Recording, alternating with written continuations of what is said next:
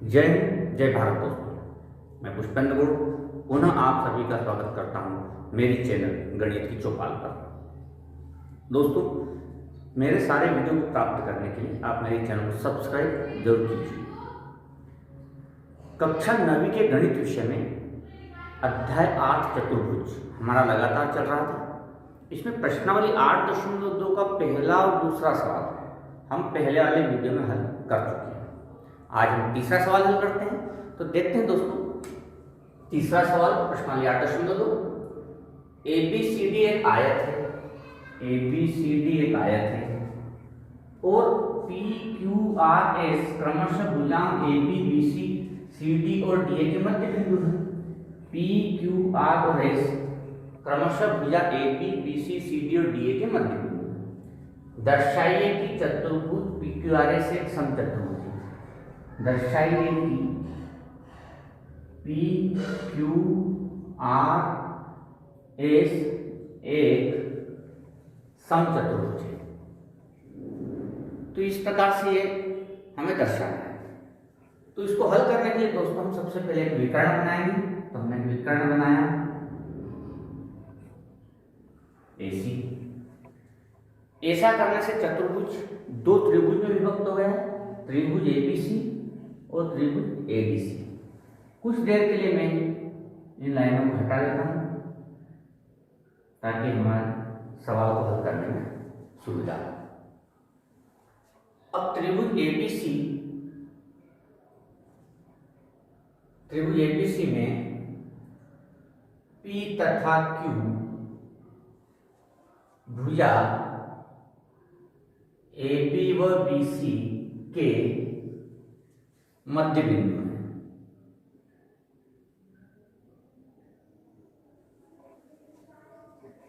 P और Q भुजा AB तथा BC के मध्य बिंदु है।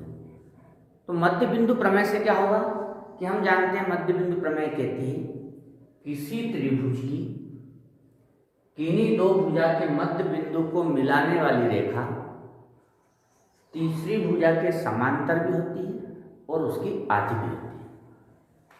अतः मध्य बिंदु प्रमेय से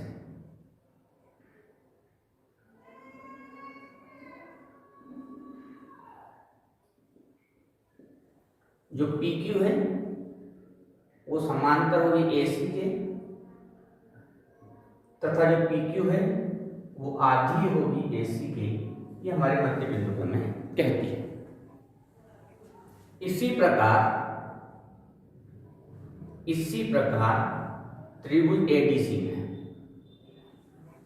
ये कहीं त्रिभुज ADC में हुआ S और R भुजा AD और DC के मध्य बिंदु है और पुनः मध्य बिंदु प्रमेय लगेगी कि किसी त्रिभुज की किन्हीं दो भुजा के मध्य बिंदु को मिलाने वाली रेखा तीसरी भुजा के समांतर और उसकी आधी होती है।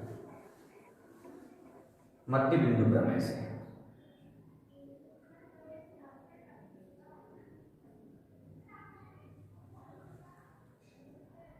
SR समांतर AC तथा SR आधी होगी AC के। यह होगी समीकरण 2। तो समीकरण 1 और 2 से हम देखते हैं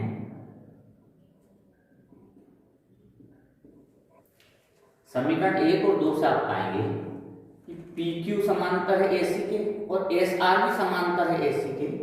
तो PQ समांतर हो गई SR। इसके बाद PQ आधी है AC की और SR भी आधी है AC की। तो PQ बराबर SR हो गया। और दोस्तों ये एक दूसरे के समांतर भी हो गई और एक दूसरे के बराबर भी हो गई।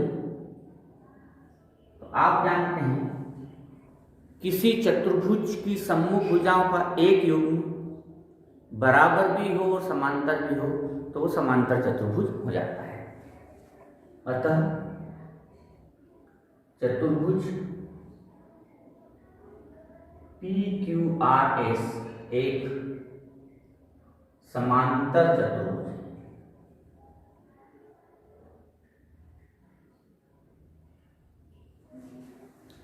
लेकिन हमें समांतर चतुर्भुज नहीं बताना है, हमें बताना है समचतुर्भुज। तो फिर हमने समांतर क्यों बताया? क्योंकि समचतुर्भुज ऐसा समांतर चतुर्भुज है जिसकी चारों भुजाएं बराबर होती हैं। तो हमें पहले इसको समांतर चतुर्भुज बताना अनिवार्य था। अब समांतर चतुर्भुज तो बता दिया है, लेकिन इसकी चारों भुजाओं को बराबर बताना है। तो आइए दोस्तों हम इसकी चारों भुजाओं को बराबर बताते हैं। इसके लिए मैंने दो त्रिभुज लिए, इस लाइन को हटा देते हैं। कौन से दो त्रिभुज? एक तो ये वाला त्रिभुज लिया और एक ये वाला त्रिभुज लिया। तो त्रिभुज PBQ तथा त्रिभुज QCR में। अब यहां पर आप पाएंगे BQ बराबर QC,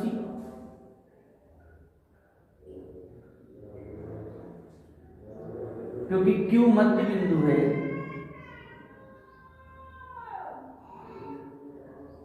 BC का, तो ये वाली भुजा बराबर होगी। दूसरी ये वाली भुजा CR बराबर PB, ये बराबर क्यों होगी?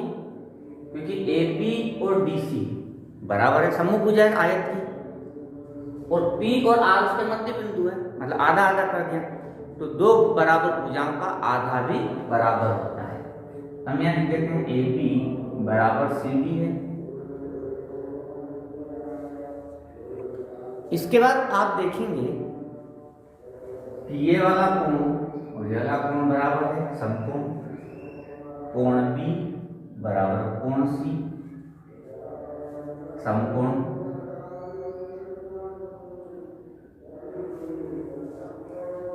तो दोस्तों समीकरण 1, 2 व 3 से त्रिभुज PBQ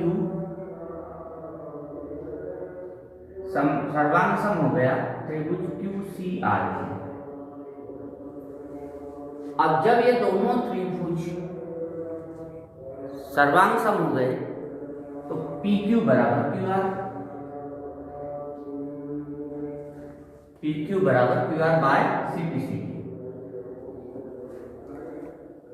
और PQ बराबर QR मतलब ये भुजा इसके बराबर हो गई। और ये समांतर चतुर्भुज हम पहले ही बता चुके थे, समूह भुजाएं बराबर होगी, इसके बराबर ये हो गई, इसके बराबर ये हो गई। इस प्रकार चारों भुजाएं आपस में बराबर हो जाती हैं। PQ बराबर QR बराबर RS बराबर ऐसा। तो इससे सिद्ध होता है कि PQRS एक समचतुर्भुज है, क्योंकि इसकी चारों भुजाएं बराबर है। इसी प्रश्नावली 8.2 का अगला प्रश्न है, प्रश्न नंबर 4। ABCD एक समलंब है। तो ABCD एक समलंब चतुर्भुज है जिसमें AB समांतर DC, तो AB समांतर DC है।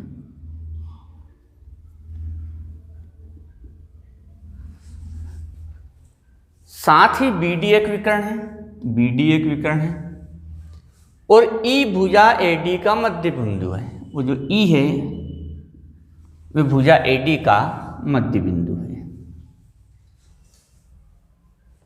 E से होकर एक रेखा, E से होकर एक रेखा AB के समांतर खींची गई, E से होकर एक रेखा AB के समांतर खींची गई, जो BC को F पर प्रतिच्छेद करती है, BC को F पर प्रतिच्छेद करती है।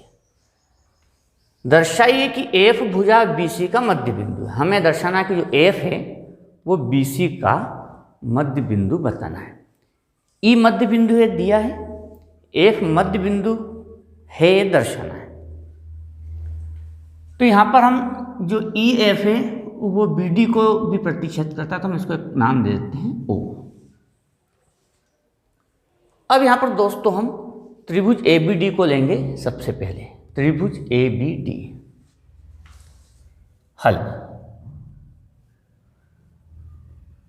त्रिभुज ABD में E मध्य बिंदु है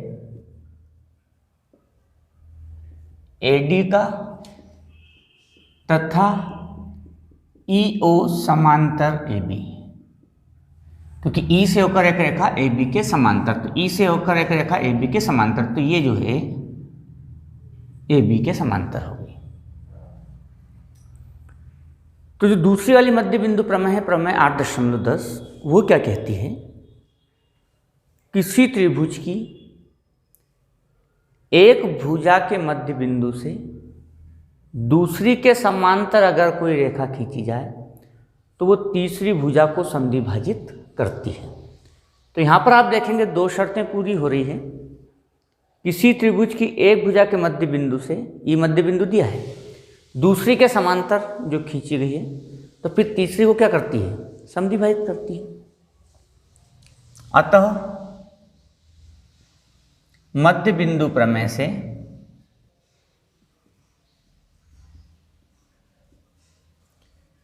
EO भुजा BD को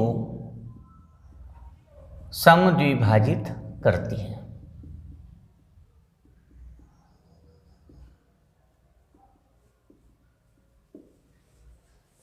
तो EO BD को समद्विभाजित करती है, अर्थात O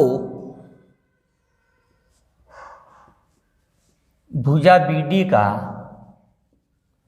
मध्य बिंदु है।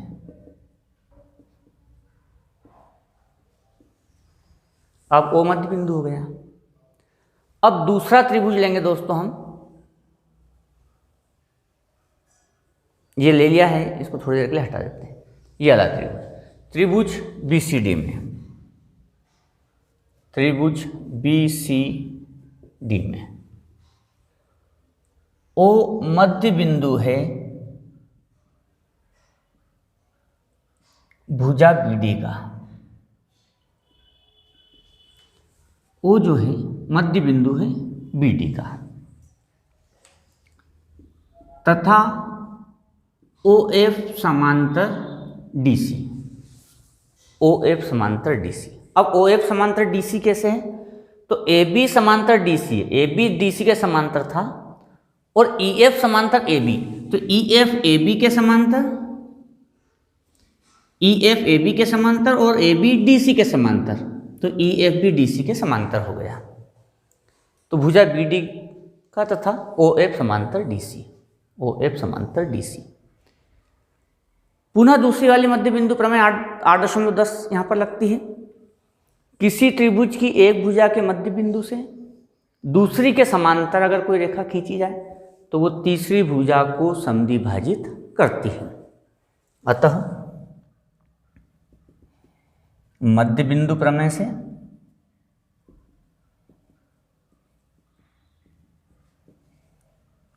OF भुजा BC को समद्विभाजित करेगी,